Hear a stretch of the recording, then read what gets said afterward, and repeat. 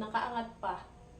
Floating pa si baby. Tsaka sobrang luwag po ng tiyan niya. Halimbawa ganyan, pwede bang magbago ang position lalo na pag floating pa at hindi pa naka-engage si baby.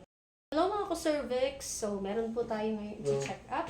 Si ate po is nasa kanyang 39 weeks of pregnancy. So, 1 week na lang. Full term na pala si baby. So, tinignan natin yung ultrasound niya. Sa ultrasound po niya, nung 30 weeks po yung kanyang tiyan is breech presentation or buttocks or puwet po ang nauuna kay baby. So, ngayon, aiihin po natin siya kasi first time niya rin ma-IE ngayon. So, pero bago yun, sukatin muna natin yung tiyan niya kung ilang centimeter.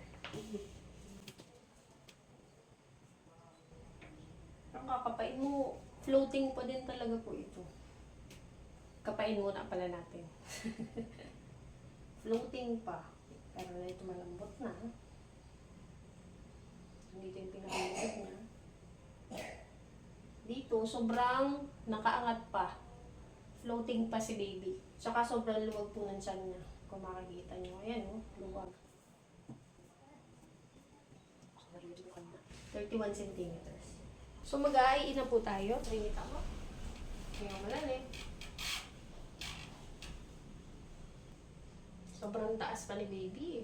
Hindi ko pa halos maabot. Pero ito, may nakakapa akong matigas. Ayun. Head naman na po or cephalic na po ang nauuna kay baby. Pag-IE natin.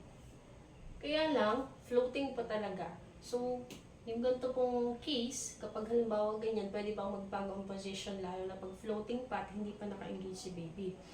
So, dapat, meron kang mga exercises na gagawin. Ate, may tuturo ako sa'yo para yung head ni baby is manatili lang dyan sa puson.